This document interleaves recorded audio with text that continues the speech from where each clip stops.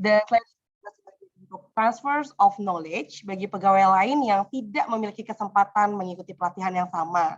Nah, tapi itu nggak terbatas pada agenda komunitas belajar itu untuk itu aja ya, untuk pelatihan-pelatihan aja gitu. Tapi kita juga bisa memanfaatkan komunitas belajar ini untuk melakukan sharing session sehingga banyak informasi yang bisa kita dapatkan sehingga tujuannya itu untuk saling menguntungkan.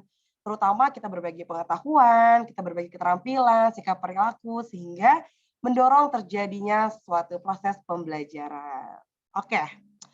Selanjutnya Bapak Ibu, sesuai dengan nota dinas Sekretaris Direktorat Jenderal Pengembangan Ekonomi dan Investasi Desa dan Katingan dan Transmigrasi nomor 1092 garis miring KPG 0201 bulan 7 tahun 2022 tanggal 6 Juli tahun 2022 perihal pemberitahuan jadwal pendaftaran beasiswa LPDP tahap 2 tahun 2022, yaitu kami memfasilitasi terbuka selebar-lebarnya bagi Bapak Ibu pegawai yang berminat untuk mengikuti seleksi beasiswa agar mendaftarkan data diri Bapak Ibu pengisian formulir ke Sekretariat Direktorat Jenderal selambatnya Jumat 22 Juli tahun 2022. Nah, masih ada waktu banget buat Bapak Ibu yang mau ikut beasiswa ya. Supaya nih semakin mantep dan langsung lulus seleksi beasiswanya, yuk langsung aja ya kita dengerin tips and trick dari rekan-rekan kita yang sudah berhasil lulus seleksi. Ini saya rasa tuh di JNP tuh keren banget loh, ada banyak banget yang sekali ikut seleksi langsung lulus, ikut seleksi langsung lulus. Nah, kalau gitu kita kasih aplaus dulu ya buat teman-teman kita yang hari ini bakalan sharing session sama kita, buat Mbak Erna, Mbak Astrid, dan Mas Syahrir. Kami persilakan.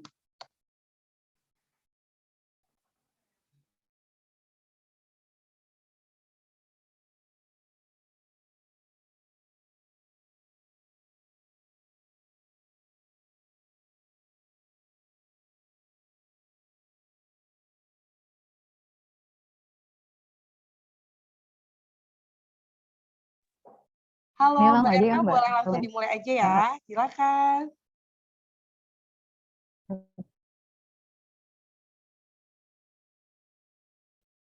Ya, terima kasih atas kesempatan saya, Erna Stianingsih. Saat ini saya ditempatkan di Direktorat Perencanaan Teknis, stafnya Pak Adit dan Pak Heru. Alhamdulillah kemarin berkesempatan ikut LPDP, lolos, mungkin agak disclaimer sedikit untuk ngambilnya dalam negeri di tahun 2021 tahap 2, program Magister. Jadi nanti mungkin kan ada program dokter, ada Magister, kita fokusnya di program Magister, dan saat daftar pun saya juga belum dapat LOA. Saya izin share screen ya.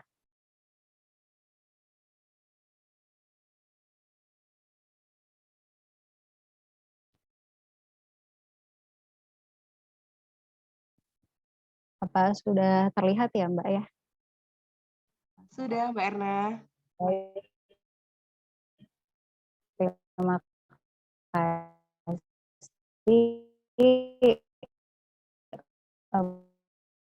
Mungkin awalnya saya overview dulu untuk LPDP itu adalah lembaga pengguna ketua dulu.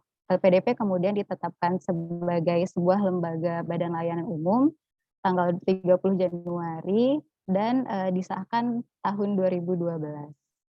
Nah, untuk dana abadi sendiri ini ternyata cukup besar untuk di tahun ini. Jadi memang peluangnya cukup besar jika teman-teman ingin berusaha mencoba untuk mengambil beasiswa LPDP. Karena total dana abadinya sekitar di atas 120 triliun, tahun ini baru mendapatkan tambahan dana sekitar 20 triliun.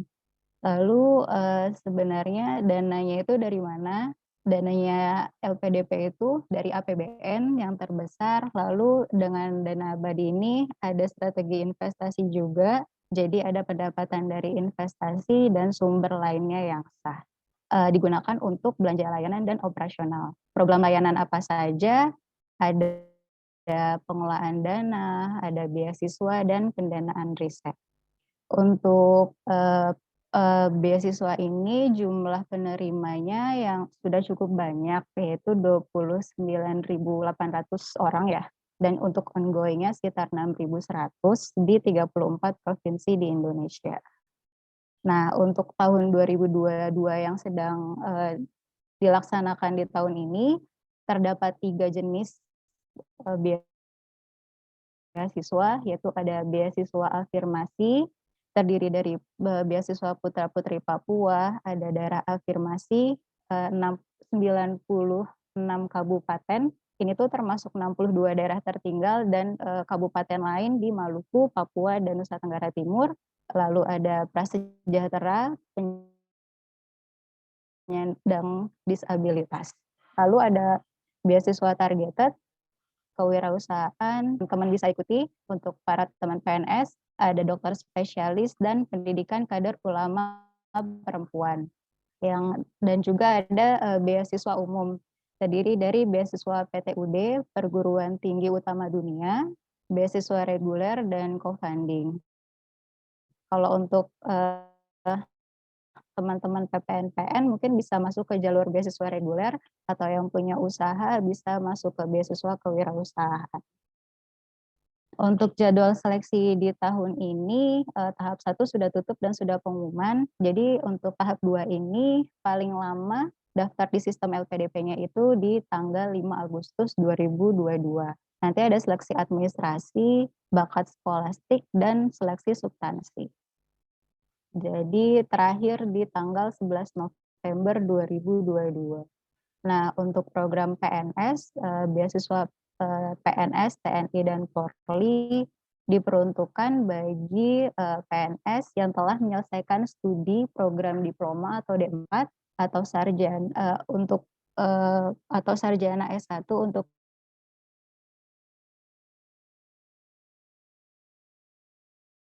magister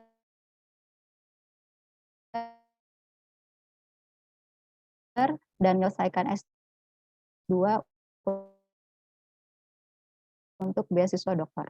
Nah, untuk skema beasiswa PNS TNI Polri ini ada beliau paling lama 48 bulan. Durasi pendanaan untuk magister psikolog profesi dapat melebihi 24 bulan. Jadi untuk teman-teman mungkin di kepegawaian yang background-nya psikologi bisa apply dan bisa lebih dari durasi 24 bulan.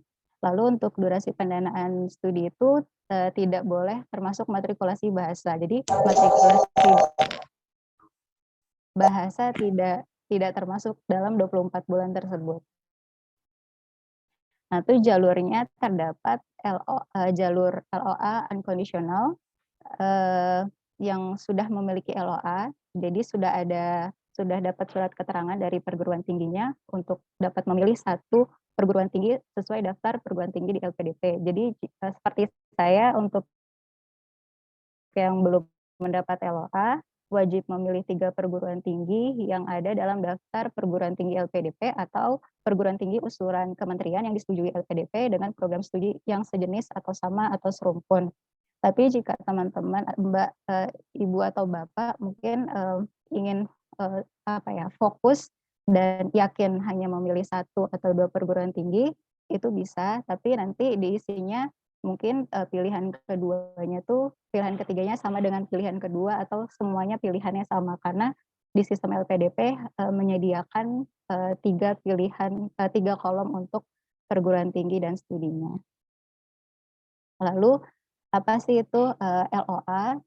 LOA itu adalah surat resmi dari perguruan tinggi yang menyatakan bahwa seseorang telah diterima sebagai mahasiswa di perguruan tinggi tersebut tanpa persyaratan kecuali sponsor pendanaan, dokumen fisik ijazah dan transkrip nilai jenjang studi sebelumnya, dan atau persyaratan tambahan yang tidak beresiko mengubah status diterimanya orang tersebut sebagai mahasiswa pada program studi yang dituju, serta memuat nama lengkap, jenjang studi, program studi, durasi dan lama studi, permulaan studi, dan akhir studi. Kriteria dari LOA itu adalah pertama, perguruan tinggi dan program studinya sesuai dengan pilihan yang didaftarkan dan sesuai dengan pilihan yang tertera pada buklet LPDP. Lalu intake-nya harus sesuai dan memenuhi persyaratan LPDP dengan intake paling cepat waktu yang diizinkan. Jika intake perkuliahan pada LOA yang diunggah tidak sesuai dengan ketentuan, maka wajib melampirkan surat differ dari perguruan tinggi. Jika pendaftar menggugah LOA yang tidak sesuai dengan ketentuan LPDP, maka dianggap tidak memenuhi kriteria pendaftaran. Untuk tahun ini, intake tercepat tahap 1 di Agustus 2022 dan untuk tahap 2 Januari 2023. Jadi misalkan Bapak atau Ibu punya sudah memiliki LOA, tapi sudah memiliki LOA tahap 1 di bulan tahap 1 untuk pendaftaran di tahap 1, tapi harus masuk di bulan Juli. Sedangkan untuk intake tercepat tahap 1 itu di Agustus 2022. Jadi Bapak Ibu harus meminta perguruan tinggi tersebut untuk mengeluarkan surat differnya.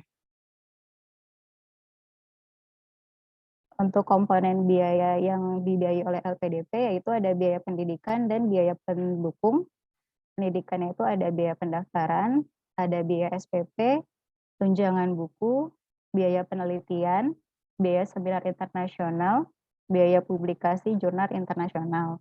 Untuk biaya pendukungnya ada transportasi, aplikasi visa, asuransi kesehatan, biaya hidup bulanan, biaya kedatangan, biaya keadaan darurat jika diperlukan, dan tunjangan keluarga.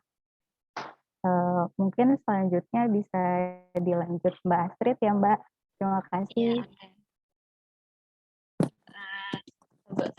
Selanjutnya, bisa next. Selanjutnya, saya akan menjelaskan tentang tata cara pendaftaran. Saya akan memperkenalkan diri terlebih dahulu. Nama saya Anggriana Danastri, biasa dipanggil Astrid. Saya staf di Direktorat Pelayanan Investasi. Jadi bagi yang belum kenal, salam kenal. Oke, lanjut. Kita bahas tentang persyaratan umum pendaftaran LPDP.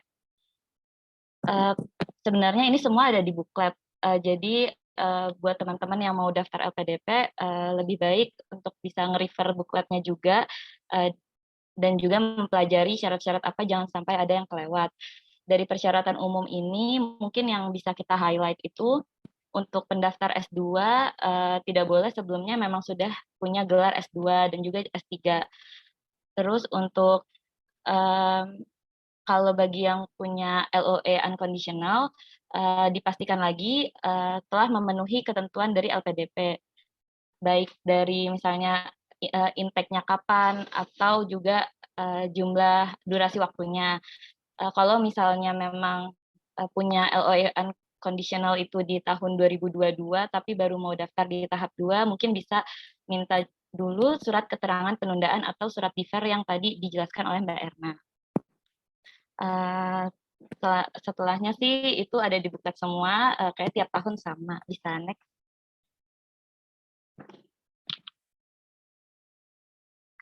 Persyaratan khusus, Mbak Erna. Oke. Next. Oke, untuk yang persyaratan khusus ini, untuk kita yang mendaftar di beasiswa targeted untuk PNS, kita harus melampirkan surat usulan minimal dari pejabat setingkat eselon 2, yaitu dari Kepala Biro Kepegawaian dan Organisasi Kementerian Desa. Mau sharing sedikit, kalau kita itu pertama bertahap mulai dari Sesditjen mengajukan surat ke Biro Kepo. Nanti dari Biro Kepo itu seperti mengumpulkan dari unit-unit lain, baru keluar surat usulan itu. Terus itu bisa diupload nanti di aplikasi pendaftaran. Lalu syarat keduanya adalah berstatus aktif sebagai PNS, bersedia menandatangani surat pernyataan pada aplikasi pendaftaran saat akan melakukan submit. Lalu untuk batas usia, untuk program magister 37 tahun dan program doktor 42 tahun.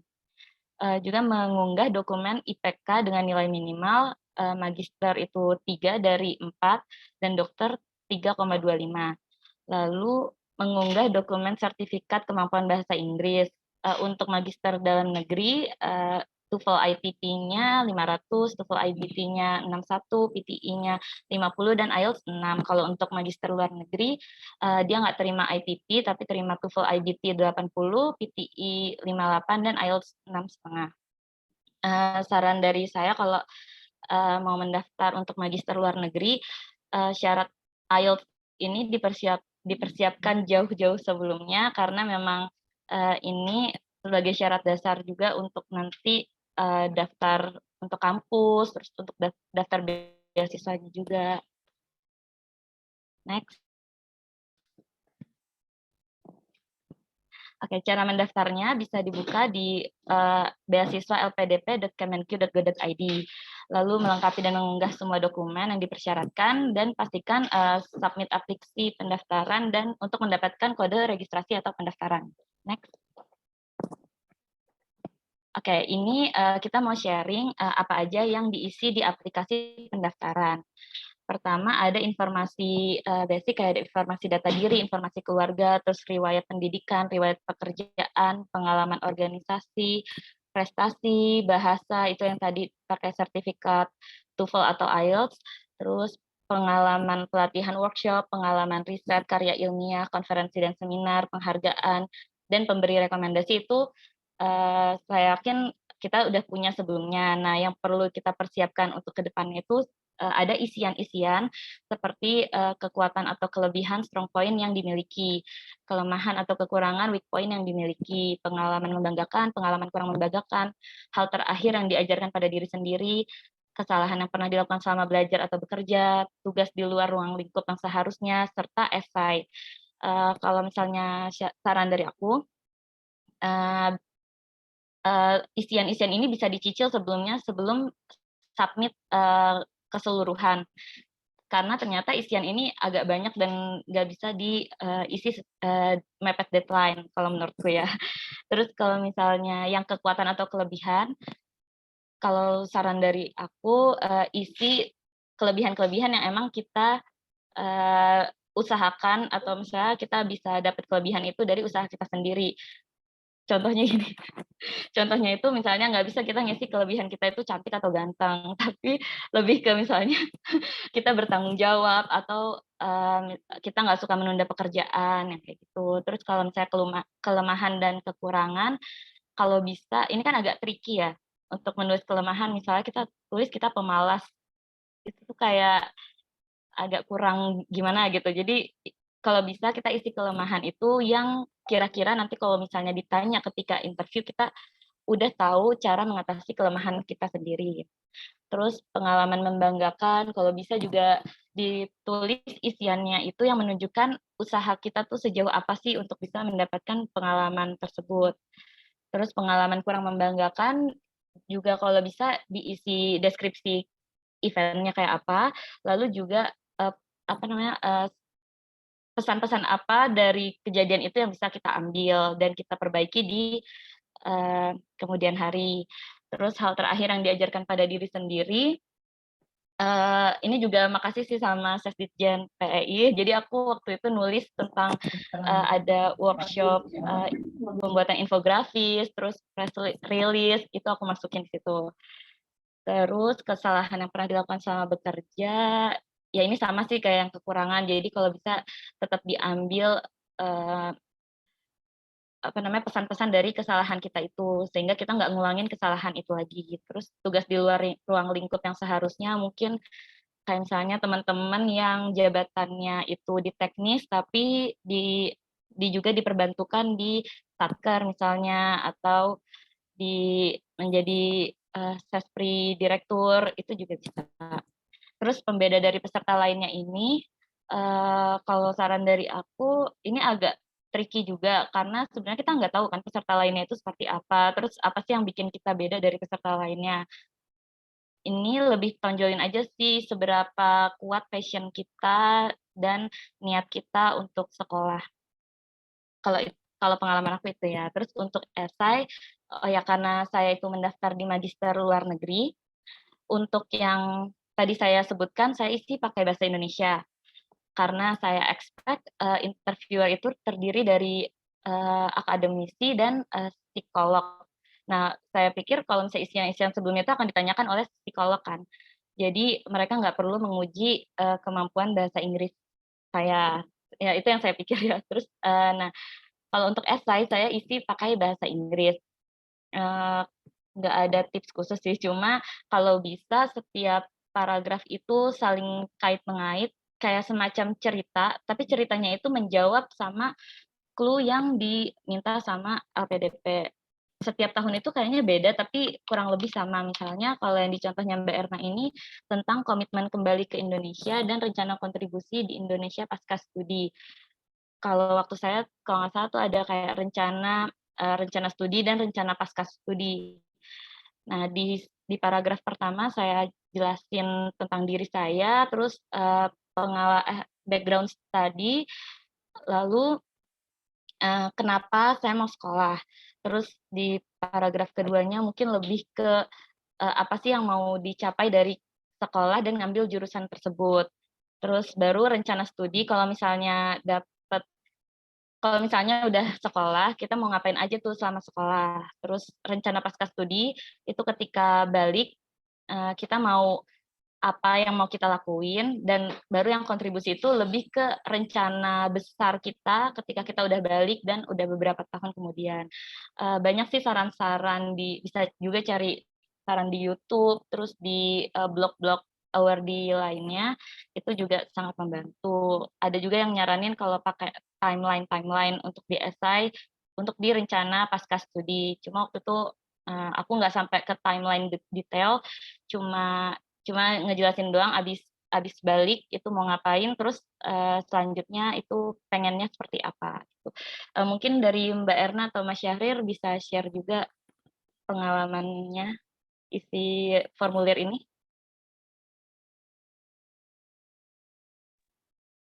Halo Mbak, kalau dari saya sih nggak jauh beda sama Mbak Astrid, tapi mungkin untuk kayak kelemahan itu kita cari solusi dari kelemahan kita. Memang betul untuk esai itu, kebetulan di tahun saya juga ada personal statement, jadi esai lebih kayak benar-benar apa yang dihadapi, kayak saya nggak ininya kan tentang perencanaan teknis di tempat kerja saya saat ini. Jadi saya ngerasa apa sih yang benar-benar dihadapi di tempat saya saat ini.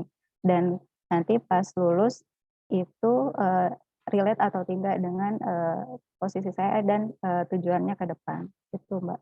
Mungkin Mas Syahrir. Ya baik, terima kasih. Kalau dari saya sendiri, tadi sama seperti Mbak Astrid, mungkin memang isiannya banyak.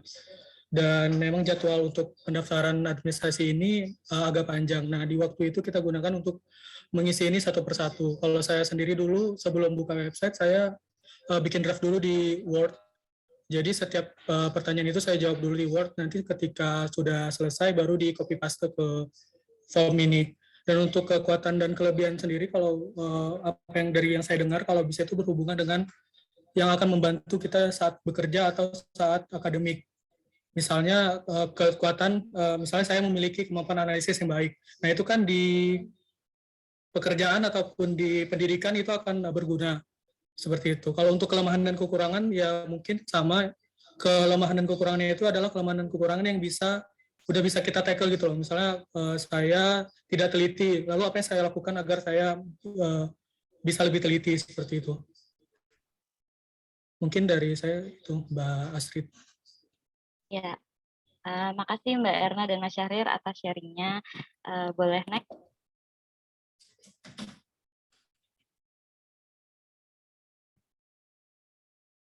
Oke, next mau menjelaskan tentang dokumen yang diminta ketika kita daftar LPDP. Pertama biodata diri, itu tadi ada di aplikasi form itu. Terus KTP, surat usulan dari pejabat setingkat eselon 2, scan ijazah S1 atau S2, scan transkrip nilai, dokumen penyetaraan ijazah kalau bagi lulusan luar negeri, lalu sertifikat bahasa asing, LOA jika ada, dan surat pernyataan. Nah, itu semua diunggah di dokumennya, nanti ada di slide berikutnya. Lalu di online form itu sendiri kita juga diminta untuk menyetujui surat pernyataan pada aplikasi pendaftaran saat akan melakukan submit, terus profil diri pada formulir pendaftaran online, komitmen kembali ke Indonesia, rencana pasca studi dan rencana kontribusi di Indonesia itu dari esai, kolom esainya itu, dan proposal penelitian khusus doktor. Bisa next.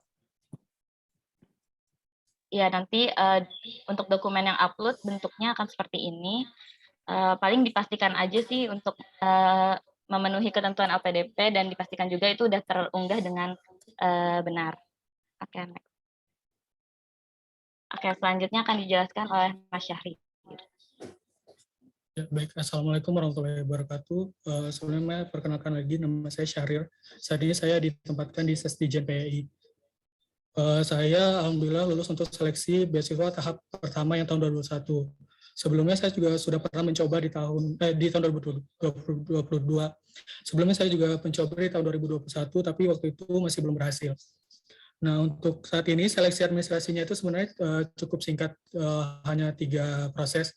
Yang pertama seleksi administrasi, yang kedua seleksi bakat skolastik, dan yang ketiga adalah seleksi substansi. Untuk seleksi administrasi sendiri akan berjalan setelah pendaftaran berakhir, yaitu berakhirnya yang sekarang tanggal 5 Agustus. Nah, setelah itu akan dilakukan seleksi administrasi. Berdasarkan pengalaman yang saya jalani, seleksi administrasi ini cukup tricky karena dia terkesan mudah, tetapi kita harus teliti bahwa tadi form-form yang sudah dijelaskan Mbak Asri itu nggak ada yang tertinggal. Nggak ada yang kosong, nggak ada yang belum isi, dan nggak ada yang belum diupload. Yang di sini yang paling tricky adalah sertifikat bahasa Inggris. Karena penerbitan sertifikat baik TOEFL ataupun IELTS itu cukup lama. Itu waktunya 10 hari kerja atau 14 hari kalender atau sekitar 2 minggu. Nah, jadi itu kalau memang mau daftar yang tahap ini harus setidaknya sekarang sudah tes agar sertifikatnya itu keluar tepat waktu. Selain itu ya isiannya tadi harus sudah lengkap karena sepertinya nanti setelah seleksi administrasi hasil form itu baru akan diuji ketika seleksi substansi dijalankan.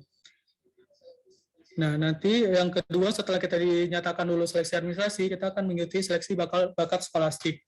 Nah, seleksi bakat skolastik ini di tahun ini dan di tahun lalu itu dilakukan secara online. Itu secara daring.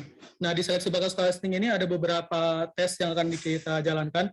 Secara garis besar itu ada tes bakat skolastik dan tes kepribadian SJT atau Situational Adjustment Test. Kalau untuk tes bakat skolastik itu, dia ada 3 poin yang dibahas. Pertama, penalaran verbal.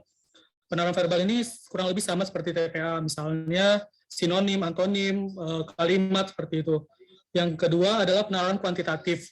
Penalaran kuantitatif ini misalnya deret, bilangan, angka, pokoknya yang per tambah kali bagi kurang itu. Yang kedua adalah pemecahan masalah. Di pemecahan masalah ini kita kayak dikasih teks, lalu nanti di pertanyaannya ada masalah-masalah yang harus kita selesaikan dengan teks yang ada. Secara garis besar, tantangan di seleksi tahapan ini adalah waktu yang diberikan untuk menyelesaikan soal-soal yang cukup banyak tersebut cukup singkat. Jadi tips untuk menghadapi seleksi ini adalah kalau bisa dan ada waktu, mungkin latihan lebih banyak soal, misalnya mulai dari Google atau dari YouTube, karena sebenarnya sudah banyak penerima beasiswa sebelumnya yang udah sharing soal-soal seperti apa yang akan dihadapi. Nanti selanjutnya setelah lulus dari seleksi bakat skolastik, kita akan menjalankan seleksi substansi. Nah, seleksi substansi di sini adalah seleksi wawancara sesuai substansi yang kita ajukan saat formulir ketika mendaftar. Nah, untuk tahun ini ada kekhususan bagi pelamar atau pendaftar yang sudah memiliki LOA unconditional.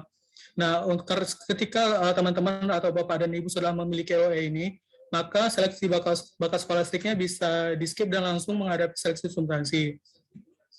Nah, nanti ketika mendaftar, kita juga akan diminta untuk memilih kota-kota di mana kita bisa melakukan interview. Tapi ini masih bisa berubah karena memang LPDP masih melihat bagaimana perkembangan COVID-19 di Indonesia. Jadi bisa jadi mungkin di saat pendaftaran berikutnya sudah interview langsung. Tapi saat ini yang sudah kami jalani itu secara online. Nah, setelah kita dinyatakan lulus seleksi substansi, itu kita baru hanya dinyatakan sebagai calon penerima. Jadi baru calon penerima yang sudah lulus seleksi substansi. Setelah itu masih banyak tahapan yang harus kita jalani. Mungkin bisa next slide-nya, Mbak Ana. Nah, setelah itu, setelah diadakan seleksi substansi, kita bisa langsung mencari LOA. Dan ini harus dari universitas yang sudah kita tentukan di awal ketika mendaftar. Nah, jika Bapak-Bapak dan Ibu-Ibu sudah memiliki LOA, jadi setelah dilakukan seleksi substansi bisa langsung melakukan misalnya program persiapan keberangkatan. Ini adalah kegiatan dilakukan oleh LPDP untuk mempersiapkan penerima beasiswanya agar memiliki nilai-nilai yang dimiliki oleh LPDP. Selanjutnya, setelah dinyatakan lulus universitas, kita bisa mengajukan surat pernyataan dan letter of guarantee. Surat pernyataan ini untuk menyatakan bahwa kita adalah penerima beasiswanya. Setelah itu baru diajukan untuk pegawai negeri, diajukan tugas belajar, dan bagi mahasiswa luar negeri untuk mengajukan visa dan administrasinya. Nah, untuk kami yang baru lulus di tahap 1 kemarin, kami itu baru ada di proses baru lulus tes substansi. Setelah ini kami harus mencari LOE dan baru bisa menjalankan tahap-tahapan berikutnya. Nah, setelah ditentukan sebagai peserta yang lulus seleksi substansi, Bapak dan Ibu dan teman-teman diberikan waktu selama kurang lebih 18 bulan untuk mencari atau mendapatkan LOE atau universitas yang menerima kita sebagai mahasiswa. Mungkin dari saya seperti itu, Mbak Erna.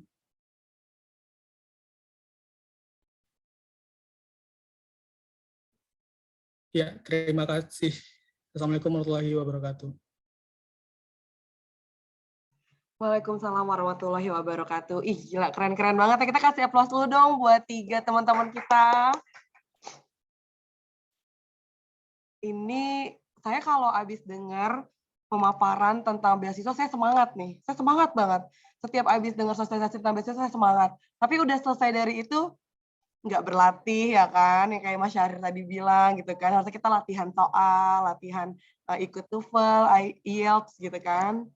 Nah, mungkin karena ini pintu terbuka seluas-luasnya nih untuk LPDP tahap 2 di tahun 2022, mungkin ada Bapak Ibu atau teman-teman lain yang pingin tanya langsung nih sama teman-teman, sama Mas Syahrir, sama Mbak Erna, sama Mbak Astrid. Karena kebetulan saya di pengembangan pegawai, saya tahu banget prosesnya Mbak Astrid, prosesnya Mas Syahrir, Mbak Erna tuh berulang kali mencoba, berulang kali berusaha, dan alhamdulillah sekarang sudah berhasil gitu. Jadi kayak saya sama-sama ngerasain kemenangannya lah gitu ya. Nah, Bapak Ibu, sekarang kita buka kesempatan diskusi atau sharing deh, atau boleh tanya-tanya deh. Apapun yang mau ditanyakan terkait LPDP ini, boleh raise hand, ataupun kalau malu boleh via chat gitu. Mungkin saya buka untuk sesi tanya jawab sekarang. Silakan Bapak Ibu.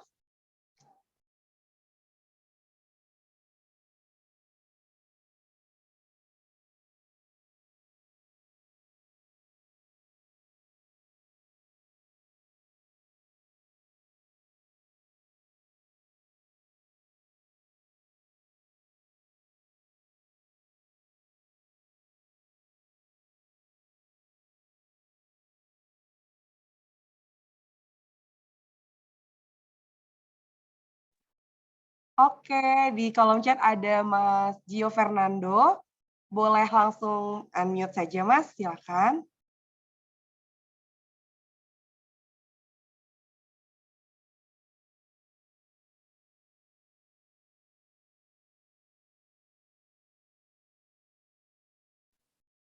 Iya, terima kasih sebelumnya. Suara saya terdengar ya, Mbak? Terdengar jelas, Mas. Ya. Yang mau saya tanyakan adalah, seandainya nanti ketika lulus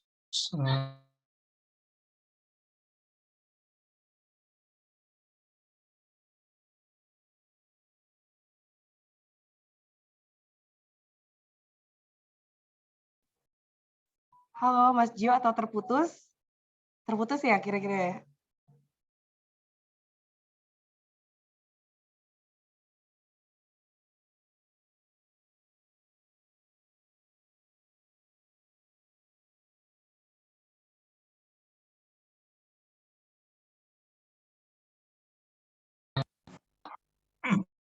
halo, Mbak, ulang, maaf ya. Iya, boleh Mas, silakan diulang ya Mas Fernando. Seandainya sudah lulus seleksi misalnya itu, kemudian kita melamar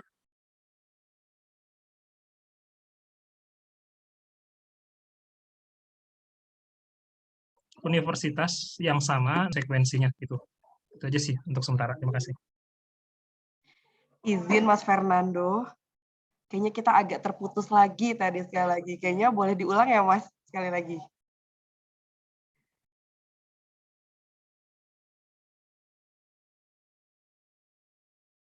Oke, Mas Fernando, aku mohon bantuannya.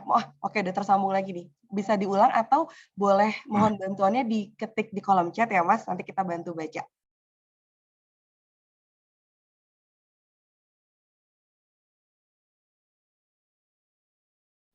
Oke, selanjutnya di sini udah ada yang raise hand. Sambil kita menunggu Mas Fernando mengetik di kolom chat, kita ada Ibu Tiwi yang ingin bertanya. Silakan Ibu Tiwi. Ya, makasih Mbak Anin. Assalamualaikum Mas Syaril, Mbak Erna, sama Mbak Astrid ya. Salam kenal semuanya. Saya dengan Tiwi dari Doktorat PKI. Izin bertanya, saya belum pernah mengikuti LPDP. Yang pertama saya tanyakan, apakah ada maksimum kita mengikuti seleksi LPDP ini? Tahu saya sih kalau salah 2 kali ya. 2 kali, kalau gagal aku nggak bisa ikut lagi. Apa itu benar apa tidak? Yang kedua, apabila ingin LPDP jenjangnya kan harus jenjang berikutnya ya, nggak bisa jenjang yang sama ya. Nah itu untuk yang S3 dalam negeri, bukan luar negeri, apakah wajib apabila lulus seleksi substansi wajib LOE juga atau tidak? Kalau wajib, apakah universitas itu harus sama dengan apa yang kita daftarkan atau bisa berbeda? Itu aja sih. Baik, Mbak Erna, Mbak Astrid, dan Mas Syarif sudah ini ya mendapatkan pertanyaannya ya. Nah, ini Mas Fernando ternyata sudah mengetik di kolom chat. Pertanyaannya adalah bila setelah selesai tahap seleksi dan kita mengajukan LOE-nya ke universitas yang sama, namun dengan jurusan yang berbeda, apa konsekuensinya? Oke, pertanyaannya ada di kolom chat. Selanjutnya ada lagi Bapak Ibu yang ingin bertanya. Kita kasih satu lagi kesempatan untuk bertanya.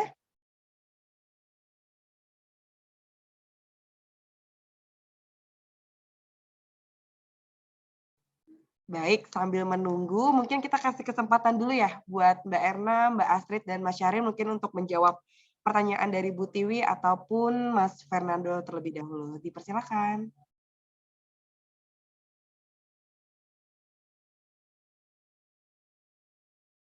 Ya, baik. Untuk Ibu Tiwi, mungkin saya coba jawab, mungkin bisa dilengkapi sama Mas Syahrir sama Mbak Astrid ya. Untuk berapa kalinya, setahu saya tidak ada, tapi memang untuk di tahun yang sama, setahu saya tidak diperbolehkan ya, atau seperti apa. Dan untuk batasnya itu hanya usia, seingat saya. Kalau usianya tidak mencukupi, itu berarti sudah tidak bisa ikut. Lalu untuk tadi pertanyaannya, untuk S3 bisa dapat LOA dan tidak, saya kan bisa untuk daftar LOA dan tidak dengan LOA gitu.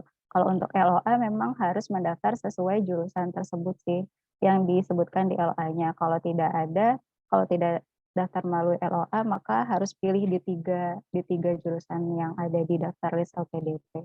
Mungkin mohon ditambahkan Mbak Astrid, Pak Syahrir. Terima kasih. Untuk yang terakhir, mohon maaf untuk yang Mas ini, Mas Gio Fernando, konsekuensi mengajukan LOA namun jurusan yang berbeda. Mungkin possibility-nya ya, maksudnya kalau misalnya kita punya 3 pilihan universitas, kan kita punya possibility untuk masuk itu lebih banyak. Jadi mungkin dalam satu universitas ada 3 kali pembukaan tes, dikali 3 kita punya kesempatan ada 9 kali. Tapi kalau kita masuk ke misalnya di UI, kita milih semuanya UI, tapi UI itu kan untuk masuk ada hanya jalur SIMAK, dan jalur SIMAK-nya itu satu tahun mungkin 2 atau 3 kali, dan kita hanya bergantung di satu UI itu saja. Tapi untuk jika Mas yakin gitu sih, menurut saya tidak masalah gitu untuk mendaftar, dan meyakinkan pewawancara juga nanti harus bisa meyakinkan pewawancara mengapa saya memilih universitas itu dan kenapa hanya itu yang bisa saya pilih. Mungkin terima kasih Mbak Astrid, Mas Syahrir, mohon bantuannya. Ya, izin saya untuk menambahkan sedikit di pertanyaan Ibu Tiwi. Tadi untuk jumlah berapa kali mendaftar itu memang sekarang sudah tidak ada batasan, tapi kalau di tahun yang sama, di tahap 1 kalau kita sudah sampai di tahap wawancara itu nggak bisa lagi mendaftar di tahap kedua. Tapi kalau kita memang tidak lulusnya di sebelum tes wawancara, misalnya tidak lulus tes substansi atau tidak lulus seleksi administrasi, itu masih bisa mendaftar di tahap keduanya. Seperti itu. Kalau untuk pertanyaan dari Mas Gio Fernando, bila setelah selesai tahap seleksi dan kita mengajukan LOE yang misalnya sama, jurusannya berbeda. Setahu saya itu ada yang mengajukan perubahan jurusan, tapi memang harus jadi kita kayak mengajukan surat perubahan gitu ke LPDP, tapi setahu saya tidak pasti disetujui, belum pasti disetujui gitu. Jadi bisa disetujui, bisa enggak. Nah, jadi makanya yang kalau menurut saya karena kita dikasih 3 pilihan itu mungkin lebih baik dimaksimalkan 3-tiganya bisa memang apa yang mau kita pelajari seperti itu. Mungkin Mbak Anggra. Sebenarnya jawabannya udah dijawab semua sama Mbak Erna sama Mas Syahrir. Cuma mau nambahin untuk yang pertanyaannya Mas Fernando. Kalau setahu saya LPDP itu membuka kesempatan untuk kita komunikasi langsung sama mereka lewat tiket bantuan. Kalau misalnya kita udah benar-benar diterima LPDP. Nah, di tiket bantuan itu kita bisa nanya tentang apa yang jadi maunya kita, mau berubah atau apa, terus disertakan sama alasan-alasannya. Nanti LPDP punya pertimbangan sendiri, boleh atau enggaknya gitu. Jadi kita nggak bisa bilang bisa atau enggak, karena nanti itu LPDP yang akan menilai. Cuma kalau untuk pindah ganti universitas, tapi tetap jurusannya itu diperbolehkan ganti 1 kali sejak dari kurun waktu 18 bulan. Jadi kita punya kesempatan, misalnya kita daftar itu belum tanpa LOE, itu sama kayak case-nya aku sama Mas Syahrir, itu kita belum punya LOE, tapi kita udah lolos seleksi LPDP. Nah itu kan next kita cari kampus ya, cari LOE-nya itu. Nah apabila misalnya jurusan pertama, pilihan 1, 2, 3-nya itu misalnya UI, ITB, IPB misalnya kayak gitu, terus ternyata saya pengennya UGM. Nah itu bisa berubah, dikasih kesempatan 1 kali. Itu aja sih.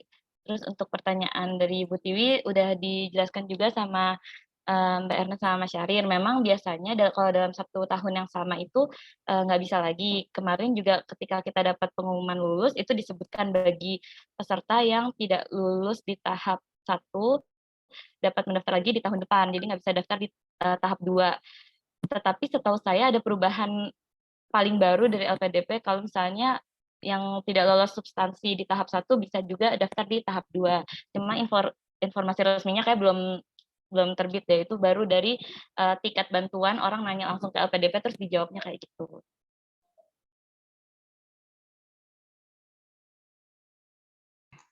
Baik, terima kasih Mbak Erna, Mas Syahrir, dan Mbak Astrid. Semoga tadi pertanyaan dari Mas Gio Fernando dan Ibu Tiwi sudah cukup terjawab, atau mungkin Ibu Tiwi dan Mas Fernando masih ada yang ingin ditanyakan kembali? Baik, Mas Fernando sudah kasih jempol, Bu Tiwi sudah cukup. Terima kasih. Selanjutnya ini ada pertanyaan di kolom chat dari Mas Azhar Riyadi. Pertanyaannya, izin bertanya, seberapa signifikan pemberi rekomendasi terhadap peluang kelolosan pada LPDP? Itu pertanyaan pertama. Tadi yang kedua saya lihat ada raise hand dari Bapak Fajar. Mungkin Bapak Fajar ingin bicara langsung, dipersilakan.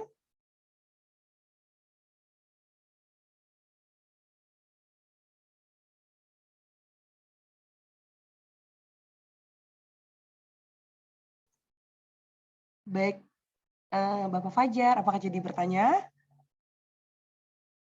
Sepertinya belum. Baik, mungkin boleh langsung saja dijawab. Teman-teman, pertanyaan dari Mas Azhar, dipersilakan.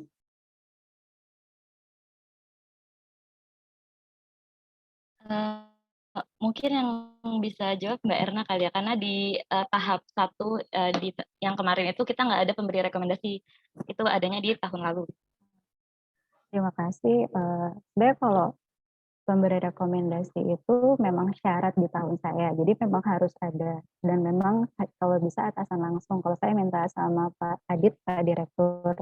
Dan nanti juga pas di wawancara kan juga ada seberapa besar apa ya, istilahnya dukungan dari institusi sih sebenarnya, dan apakah atasan kita itu menyetujui kita untuk, langsung, mengikuti beasiswa dan diperbolehkan tugas belajar, sebenarnya lebih ke situnya sih, pengalamannya sih di situ.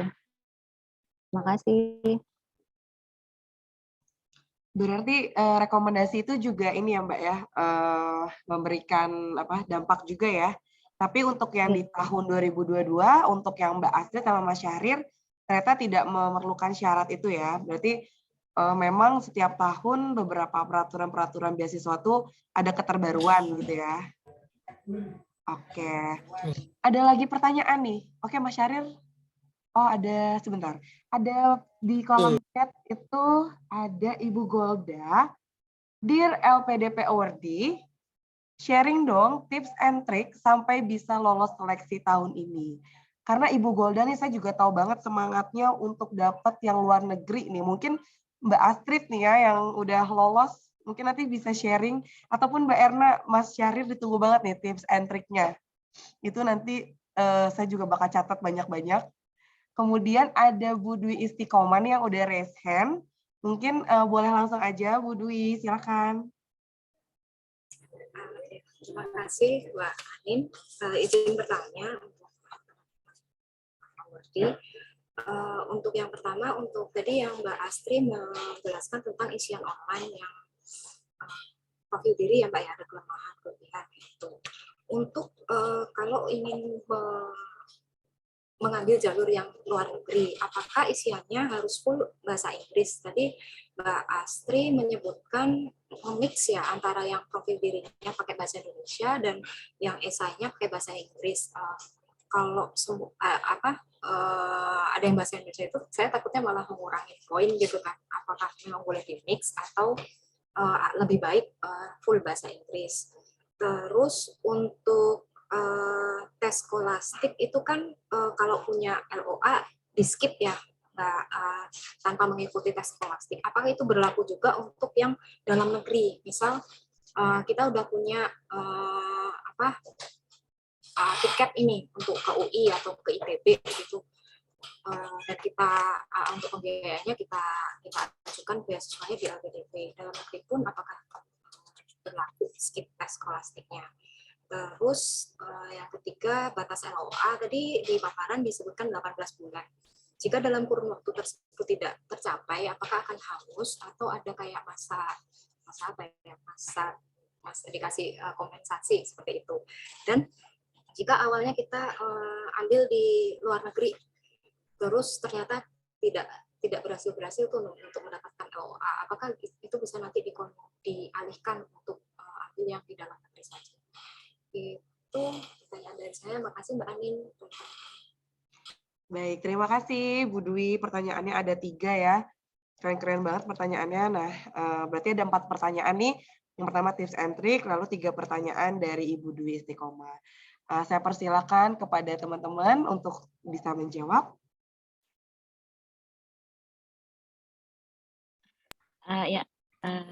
Mungkin siapa dulu nih? Saya mau jawab yang pertanyaan Bu Dwi Istiqomah dulu kali ya, tentang isian untuk pendaftaran magister luar negeri. Jadi memang nggak pernah ada ketentuan untuk isi pakai bahasa Indonesia atau bahasa Inggris atau mana yang lebih baik gitu. Karena kalau dari pengalaman saya isinya mix, cuma bahasa Inggris di esai aja. Jadi maksudnya nggak bisa ngasih tahu mana yang lebih baik. Tapi sebenarnya mau itu pakai bahasa Indonesia atau bahasa Inggris, menurut saya yang paling penting itu adalah substansi dari isiannya, menjawab pertanyaannya atau enggak, terus seberapa bisa menggambarkan tentang diri kita, karena nanti form itu yang jadi acuan ketika interview. Nah, kalau pengalaman saya sendiri, interview itu mix bahasa Indonesia dan bahasa Inggris. Jadi ya memang sama juga sih. Saya nggak tahu apakah karena saya menuliskan bahasa Indonesia dan bahasa Inggris jadi ditanyanya mix, tapi kalau dari pengalaman teman-teman yang ketemu di Telegram atau di grup-grup LPDP lainnya, mereka juga pertanyaannya tuh mix, ada ditanya bahasa Indonesia dan bahasa Inggris. Jadi gitu sih, yang penting isi dari isiannya itu menjawab dan menggambarkan tentang diri kita. Mungkin Mas Syahrir ada tambahan. Iya, baik. Untuk pertanyaannya tadi yang kalau LOA-nya nggak dapat setelah 18 bulan. Setahu saya peraturannya kita boleh mendaftar 1 kali lagi, tapi kan ini mungkin peraturannya berubah-ubah, tapi itu sejauh yang saya tahu bisa mendaftar sekali lagi dan tapi harus punya LOE ketika pendaftaran yang kedua ini. Kalau untuk sharing tips dan triknya, yang pertama ya itu jangan ditunda-tunda buat ngisi buat tes LPDP karena isiannya itu kan banyak.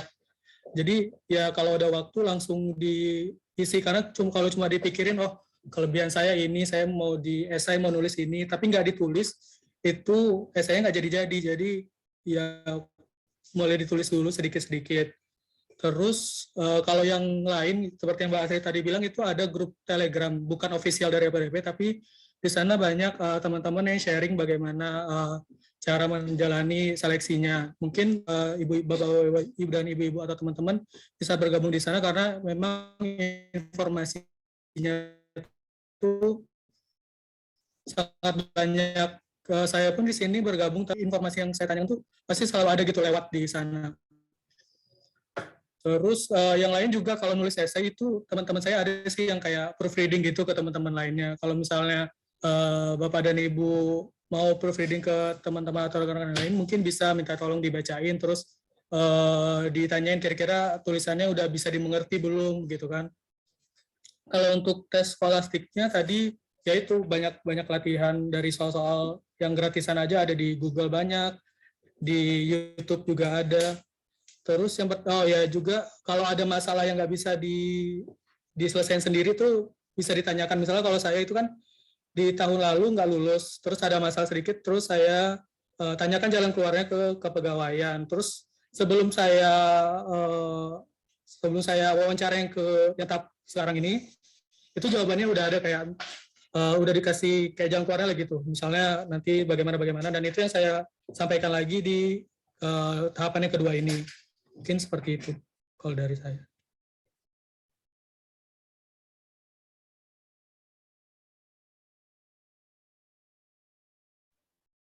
Mungkin Mbak Erna mau nambahin, Mbak? Ya, makasih. Tadi untuk terkait pertanyaan Mbak Dwi terkait tes skolastik, kalau secara umum memang setelah mendapatkan LOA memang nggak perlu tes skolastik lagi ya. Jadi secara administratif itu langsung lulus ke tahap berikutnya. Lalu untuk dari luar negeri, lanjut jika tidak diterima di luar negeri, apakah bisa di dalam negeri?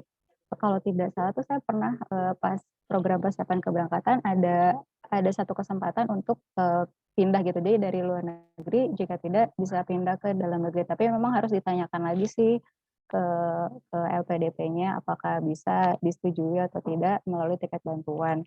Tapi untuk dalam negeri memang harus di dalam negeri saja seperti itu. Mbak.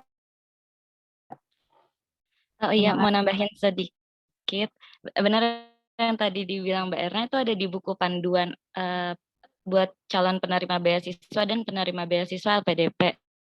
Jadi kan dikasih 1 kali kesempatan untuk pindah universitas. Nah, perpindahannya itu boleh dari luar negeri ke dalam negeri, tapi nggak bisa yang dari dalam negeri ke luar negeri.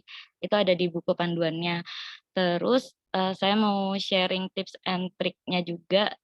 Tadi baru keingetan setelah dengar cerita Mas Syahrir. Jadi kalau dari saya sempat mau daftar yang di 2021, udah ngusulin juga ke kepegawaian, udah keluar juga suratnya, tetapi karena saat itu lagi COVID Delta ya, PPKM 4 level 4 itu, jadi seluruh lembaga tes IELTS itu tutup dan mundur orang-orang yang udah daftar dari bulan Mei atau Juni gitu mundur semuanya ke Juli, sedangkan penutupannya salah mundur sampai Agustus, sedangkan penutupannya itu 9 September kalau nggak salah. Nah, IELTS saya tuh belum keluar sampai deadline, jadi saya nggak beneran daftar LPDP karena sertifikat bahasa saya itu belum keluar. Jadi mungkin tipsnya memang harus dipersiapkan jauh-jauh hari, terutama sertifikat bahasa itu. Terus juga ketika di tahun ini udah daftar, udah lengkap semua, permasalahan kedua adalah kan mengisi isian-isian itu ya. Nah ternyata karena isiannya itu banyak dan nggak bisa kita isi asal, jadi memang harus di-spare jauh-jauh hari dan itu bisa nyicil. Jadi kita bisa save dulu sampai akhirnya kita submit terakhir. Terus terus kan kita udah, kalau misalnya setahu saya ya, kalau misalnya udah mengisi kelengkapannya itu enggak salah-salah gitu, insya Allah administrasinya lulus gitu kan, karena kebanyakan sih kayak gitu. Nah, selanjutnya kan kita ke tes bakat skolastik bagi yang belum punya LOE kan. Nah, saran dari saya, sebenarnya ini saran karena saya tidak melaksanakan hal tersebut dengan baik.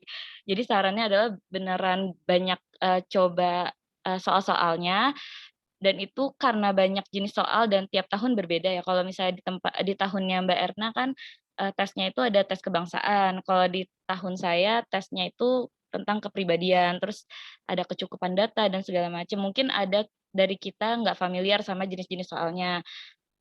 Itu bisa dipelajari jauh-jauh hari sebelum waktu tesnya sih itu. Terus sama abis tes bakat skolastik itu next-nya kalau dinyatakan lulus, kita lanjut ke tes seleksi substansi. Ternyata tes seleksi substansi ini cuma wawancara. Ya, cuma wawancara, terdiri dari 3 penanya. Kita nggak tahu background-nya penanya itu apa, cuma kita harus siapin aja. Nah, kalau saya kan karena mendaftarnya magister luar negeri, saya coba cari-cari di YouTube, apa aja sih yang biasa ditanyain, terus gimana cara mereka ngejawab, itu saya siapin jauh-jauh hari. Sebenarnya kalau jawaban itu kan personal ya, tergantung juga sama isian kita, jadi pasti kita yang tahu. Cuma gimana cara jawab yang baik dan benar itu saya banyak nonton YouTube dari awardee LPDP lainnya sih. Jadi ternyata kalau misalnya kita bisa tarik kesimpulan dari contoh-contoh mereka, cara jawab yang benar itu pertama kita nge-refer ke pertanyaannya, terus harus on point juga, dan kalau bisa dikasih contoh itu juga lebih baik. Terus di tiap jawaban kita tuh kalau bisa endingnya nggak gantung, tapi ada inti yang mau kita tekanin kalau misalnya jawabannya itu gitu. Terus kan nanti mungkin agak-agak banyak tricky pertanyaan dari interviewer kita kan. Cuma kita tuh nggak bisa share pertanyaannya apa, karena sebelum wawancara kita menyetujui pernyataan kalau akan menjaga kerahasiaan wawancara. Jadi mungkin kita nggak bisa share di sini, tapi intinya yang ada di YouTube ataupun sharing-sharing awardee lainnya, itu sudah cukup banyak menggambarkan tentang interview kita nanti seperti apa. Dan ada juga banyak pertanyaan-pertanyaan random yang harus dipersiapin, cuma emang nggak jauh-jauh dari form yang kita isi sih. Wawancaranya itu akan berurutan. Jadi misalnya penanya 1, terus dia udah selesai, penanya 2, selesai, penanya 3, selesai. Itu kalau dari saya. Jadi persiapin aja, itu harus persiapkan diri dari 2 jam sebelum jadwalnya. Nah itu kalau menurut saya, tips dari saya adalah tenangin diri di masa-masa itu, karena pasti akan deg-degan, panik juga. Dan tapi kita harus berusaha untuk tetap stay cool kan. Jadi ya itu sih. Jadi banyak-banyak persiapan wawancara, terus kira-kira kisi-kisi jawabannya seperti apa kayak gitu. Itu tips and trick dari saya. Terima kasih. Oke, dari Mas Syahrir ada yang mau ditambahkan terkait tips and trick-nya? Udah Mbak, ke Mbak Ani tadinya kayak gitu. Udah mantap banget ya Mbak Astrid ini ya. Saya pokoknya kalau denger Mbak Astrid, Mbak Erna cerita tipsnya tuh saya udah semangat aja pokoknya. Semangat aja. Mas Syaril juga, Mas Syaril. Ini ternyata di kolom chat itu banyak banget pertanyaan-pertanyaan yang masih pengen ditanyain. Saya mohon izin minta waktu teman-teman sampai 3:30 bersedia ya teman-teman. Boleh? Oke, mantap. Saya mau ingetin dulu yang pertama nih, dari Mas Fernando, tolong dong di-share link grup Telegramnya apabila Mas Syahrir, Mbak Astrid, atau Mbak Erna punya, mungkin boleh dibantu di-share di kolom chat. Mungkin biar kita dapat info-info ya, Mas Fernando ya. Kemudian ada pertanyaan dari Mbak Gilang Putri. Halo teman-teman, boleh sharing saat interview tahun 2021 dan 2022, apakah banyak pertanyaan tentang pengalaman organisasi? Itu pertanyaannya. Kalau tadi Mbak Astrid sudah jelaskan harus merahasiakan ya Mbak ya, gitu. Tapi mungkin bolehlah sedikit-sedikit gambaran kasarnya saja. Kemudian ada pertanyaan dari Trans. Kalau yang diambil beasiswa dalam negeri, wawancaranya bahasa Indonesia atau bahasa Inggris? Nah, oke. Kayaknya 2 itu dulu ya, boleh jawab ya, karena masih ada sisa 2 pertanyaan lagi. Dipersilakan.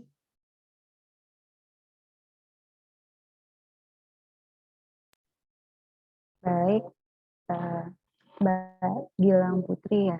Kalau untuk sharing, untuk pengalaman organisasi sebenarnya sudah di-state di kolom isian untuk organisasi kita apa saja. Nanti mungkin akan dibaca sama interviewernya juga. Untuk interview itu sebenarnya lebih mengulik tentang apa yang kita isikan di form isian dan esai sih. Tapi mungkin terkadang memang interview itu kayak ngebolak-balik apa yang kayak ingin menajamkan lagi apa yang kita tulis gitu. Kalau yang ambil, kalau wawancara itu agak random sih memang. Jadi ada teman saya yang dalam negeri tapi diminta untuk bicara bahasa Inggris. Tapi kalau saya sih full bahasa Indonesia. Mungkin Mbak Asid atau Mas Syahrir bisa menambahkan.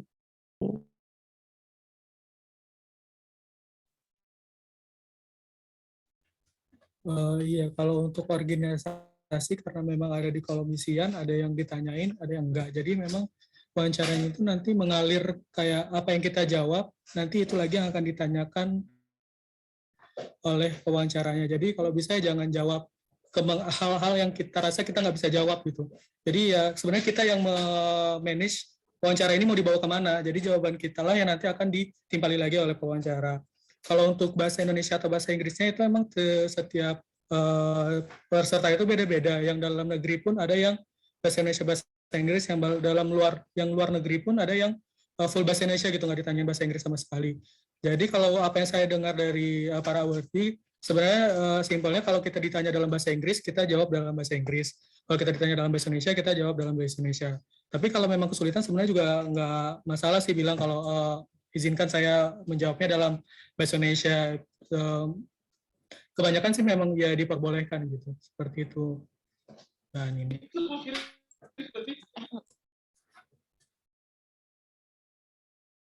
Ya, kalau dari saya, pertanyaan tentang pengalaman organisasi itu nggak terlalu dibahas, tapi sempat di cross-check.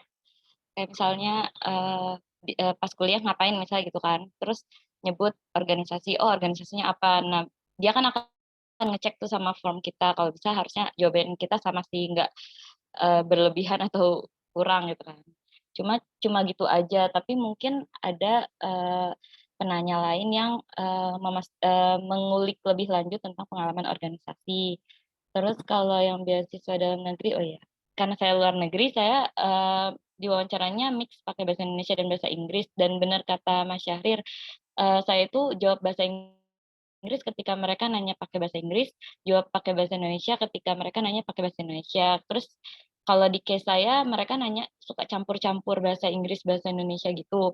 Nah, itu coba kalimat terakhir pertanyaannya itu bahasa Indonesia apa bahasa Inggris. Jadi kalau misalnya kalimat terakhirnya, kan dia agak panjang gitu nanya, terus di endingnya lalu bahasa Indonesia, oke berarti itu saya waktunya jawab pakai bahasa Indonesia. Tapi kalau misalnya dia agak campur-campur, terus endingnya itu kayak please explain, itu berarti pakai bahasa Inggris.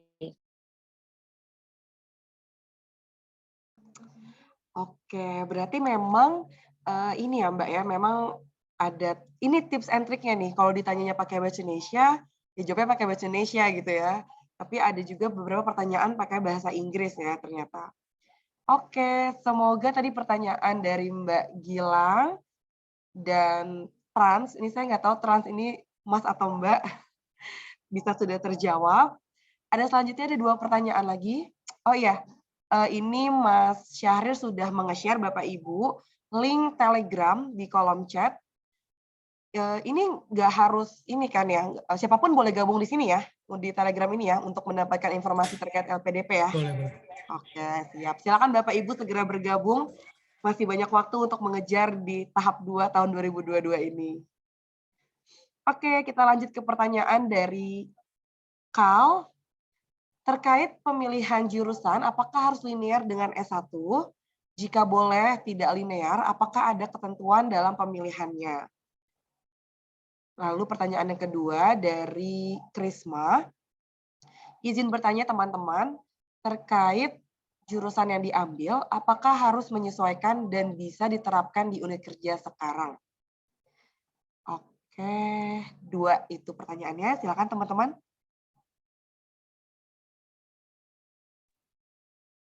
Ya, terima kasih untuk Kal atas pertanyaannya.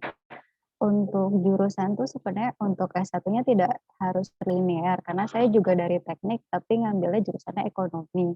Tapi mungkin linearnya dengan yang saya kerjakan saat ini di bagian ekonomi. Jadi kalau bisa terkait dengan apa yang dikerjakan saat ini. Lalu jurusannya apakah menyesuaikan, kebetulan di LPDP ini kan ada esai. Nah, esainya ini kan menanyakan apa yang istilahnya apa yang kita kerjakan.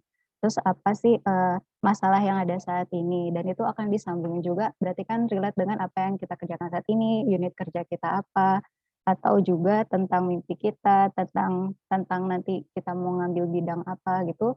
Lebih enak memang hal-hal yang bisa menyesuaikan dengan bidang apa penempatan kita saat ini. Jadi bisa ya, kalau untuk diterapkan memang kan kita juga belum kuliah ya, jadi kan belum tahu nanti perjalanannya bisa benar-benar langsung diterapkan atau tidak. Tapi paling tidak untuk membawa kita ke sana untuk lulus itu ada bagian dari kita di tempat unit kerja kita yang kita bawa ke esai. Itu sih.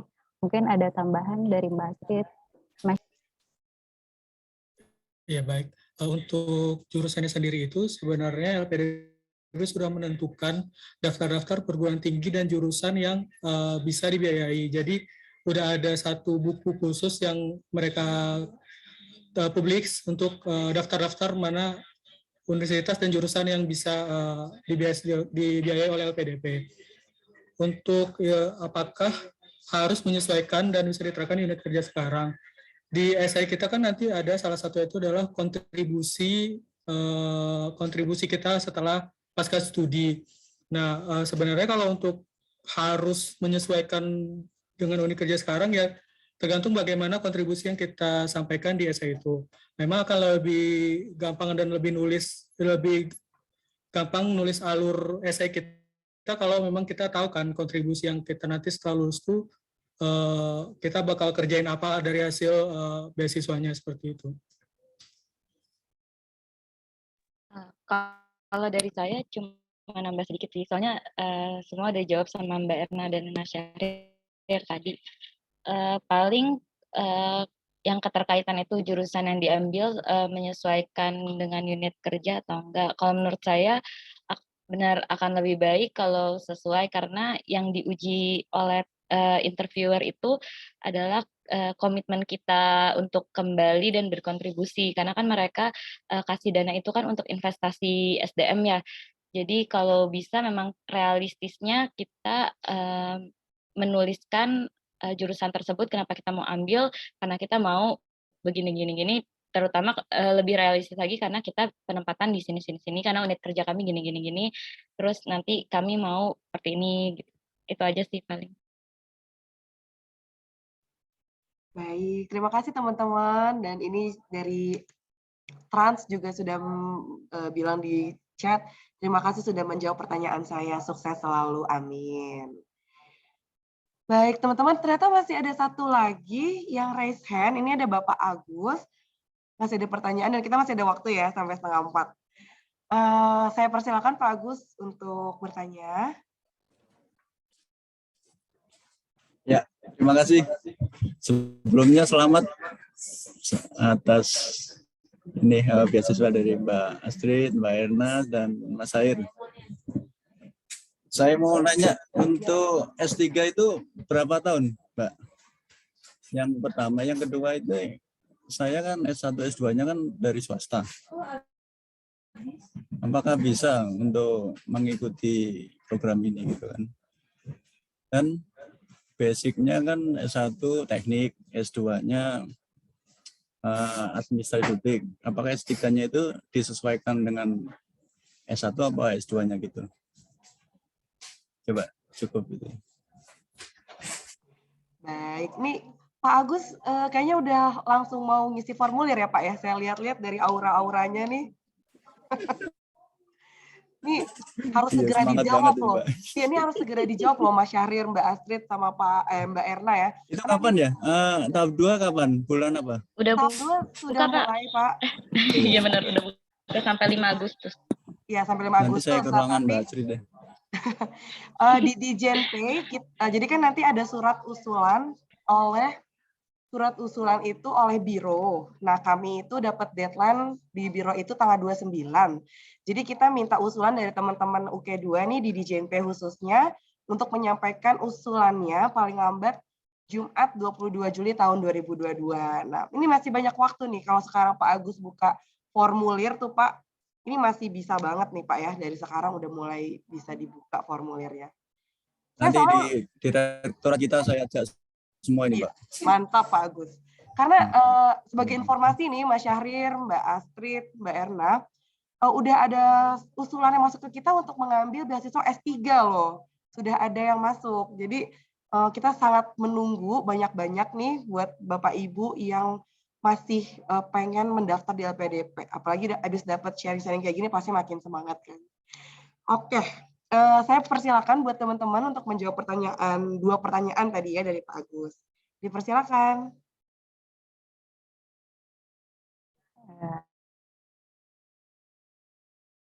Terima kasih Pak Agus untuk pertanyaannya. Aduh, saya jadi kalau untuk program dokter itu 48 bulan ya, Mas.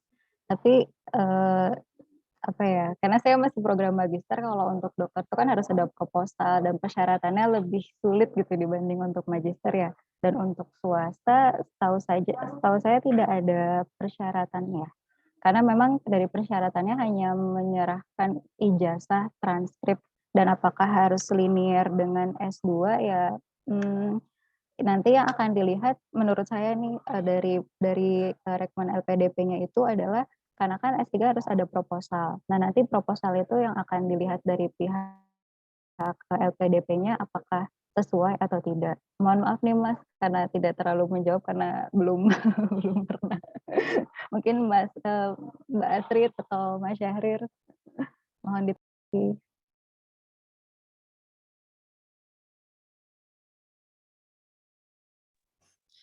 Iya, kayaknya kalau untuk universitas asal nggak berpengaruh banget Pak.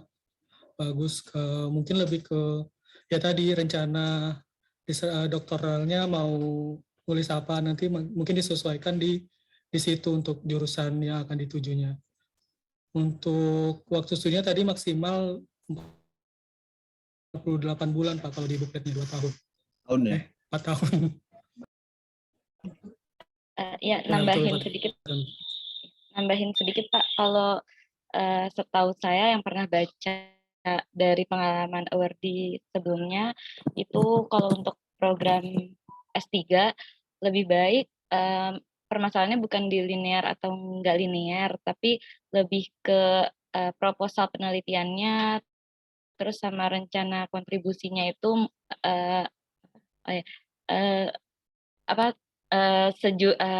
selaras antara rencana proposal penelitian terus sama kontribusinya. Terus kalau bisa udah ada kayak semacam promotornya gitu Pak, untuk berarti menguatkan aja sih kalau itu. Berarti disesuaikan dengan pekerjaan kita sekarang ya, mungkin bobotnya lebih besar itu ya.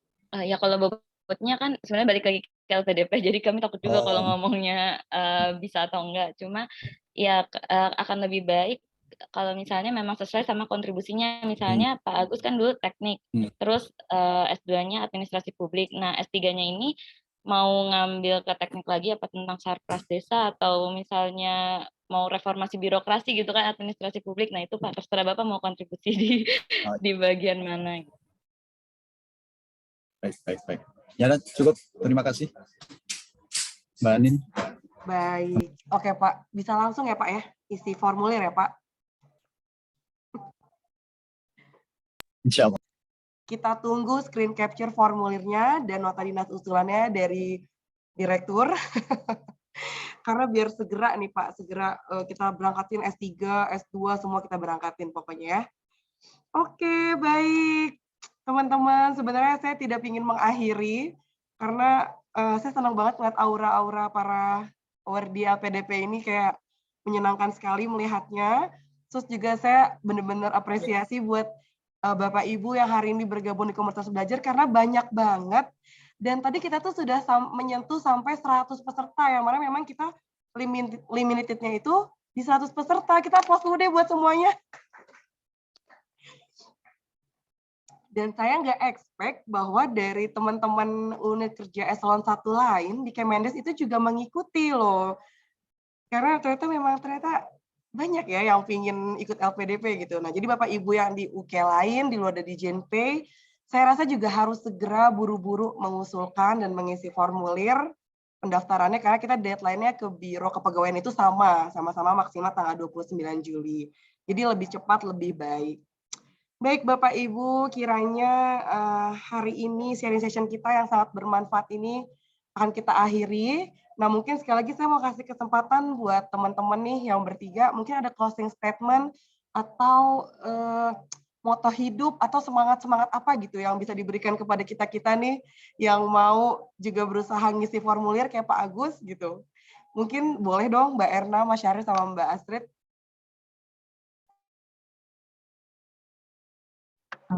Baik, terima kasih mungkin untuk teman-teman yang ingin ngejar tahap 2 ini, semangat untuk ngejarnya, atau mungkin yang ngerasa belum kekejar, masih ada waktu di tahun-tahun berikutnya, pokoknya tetap bergerak aja, tetap melangkah, tetap berproses. Terima kasih. Tetap berproses ya Mbak Erna ya, pokoknya kita coba dulu gitu ya. Mungkin dari Mbak Astrid sama Mas Syahrir nih boleh?